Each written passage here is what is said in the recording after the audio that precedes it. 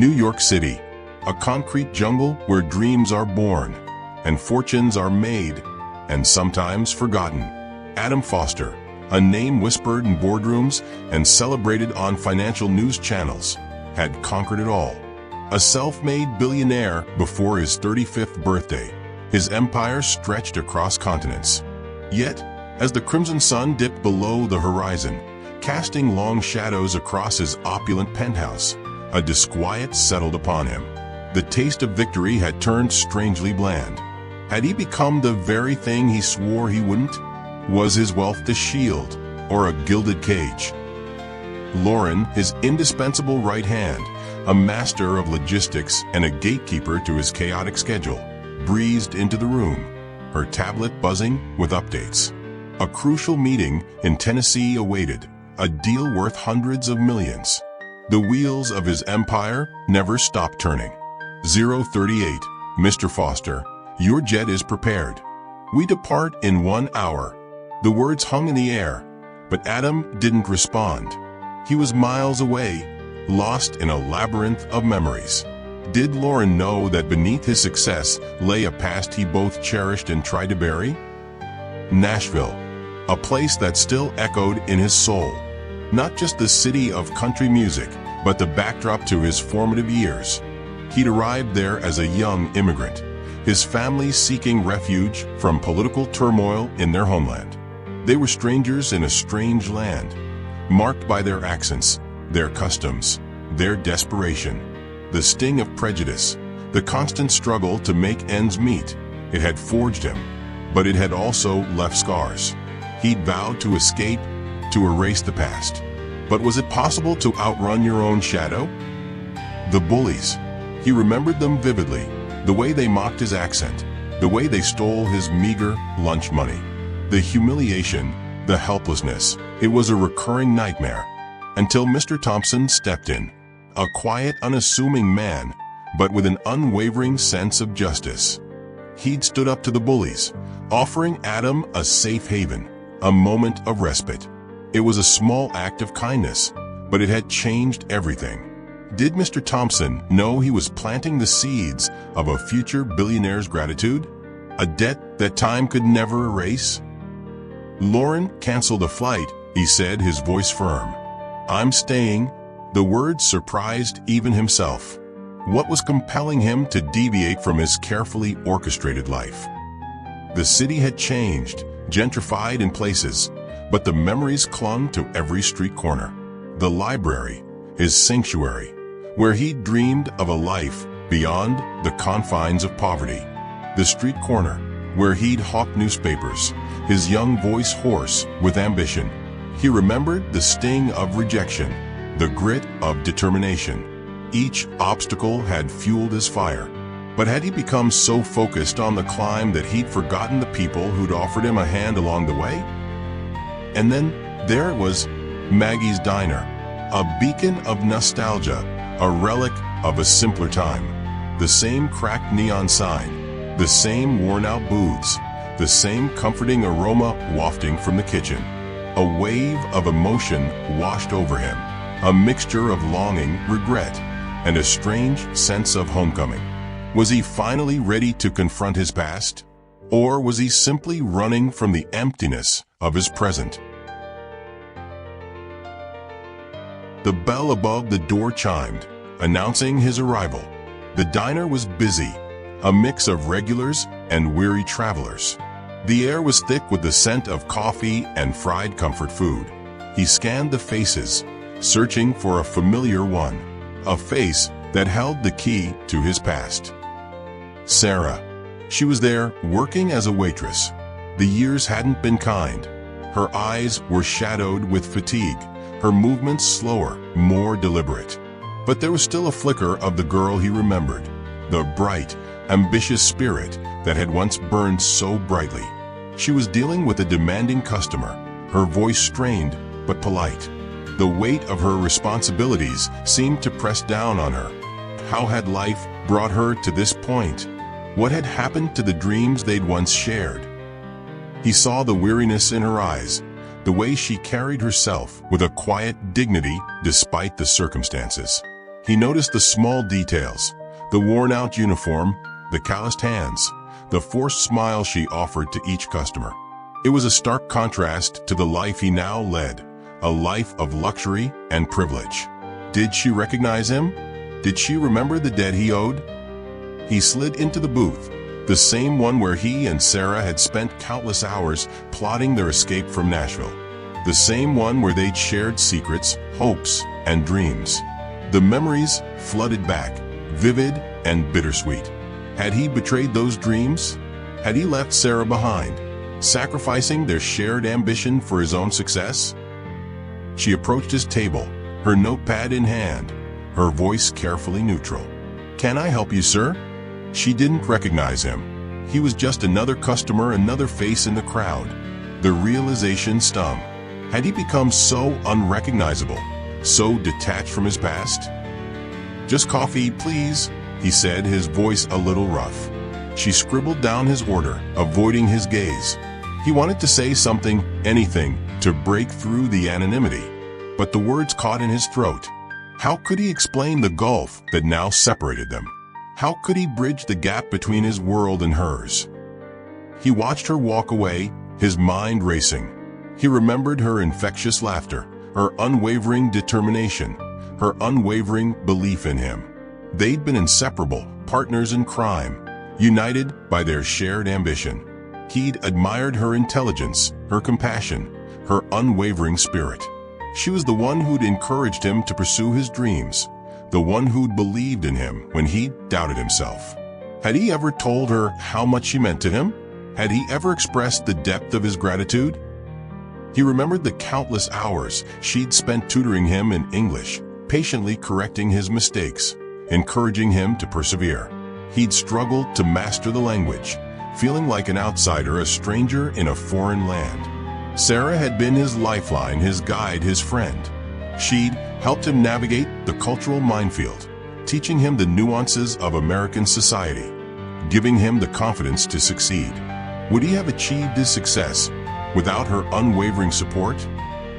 She returned with his coffee, her movements precise and efficient. She placed the mug on the table, her hand brushing against his. Their eyes met, a flicker of confusion, then a dawning realization. The color drained from her face. "Adam," she whispered, her voice barely audible. "Adam Foster, the billionaire, the one who'd escaped, the one who'd made it, the one who'd left her behind." 1,000 unspoken questions hung in the air, unspoken accusations. Why was he here? What did he want? And why now after all these years? He smiled, a hesitant, vulnerable smile that revealed a glimpse of the boy she remembered. "Sarah," he said softly, "it's been a long time. Would she ever forgive him for leaving? Would she ever understand the choices he'd made?" They talked for hours, the diner slowly emptying around them. The initial awkwardness faded as they reminisced about their high school days, their shared dreams, their youthful ambitions. But a sense of sadness lingered in the air, a recognition of the divergent paths their lives had taken. She revealed her struggles, the hardships she'd endured, the sacrifices she'd made. Her father had been diagnosed with a rare form of cancer, draining the family's savings. She'd been forced to abandon her dream of attending law school, taking on multiple jobs to support her family. The weight of responsibility had crushed her spirit, leaving her feeling trapped and hopeless. Had he known the extent of her suffering? Had he been too consumed by his own ambition to notice her pain? And then she spoke of her greatest fear, the looming threat of deportation. Mr. Thompson, despite being a legal resident for over 30 years, had become a target of the current administration's immigration crackdown. A minor infraction from his past had resurfaced, jeopardizing his status, threatening to tear the family apart. Had Trump's policies finally reached this far? Was there no sanctuary from the harsh realities of the political climate? Her voice broke, her eyes filling with tears. She was terrified, desperate, helpless. The thought of losing her father, of seeing him ripped from his home, was unbearable. Was there anything he could do? Could his wealth and influence somehow save her family? He felt a surge of guilt, a crushing weight of responsibility. He owed Mr. Thompson everything. He'd given him a chance, a lifeline, a reason to believe in himself. Now, it was his turn to repay the debt.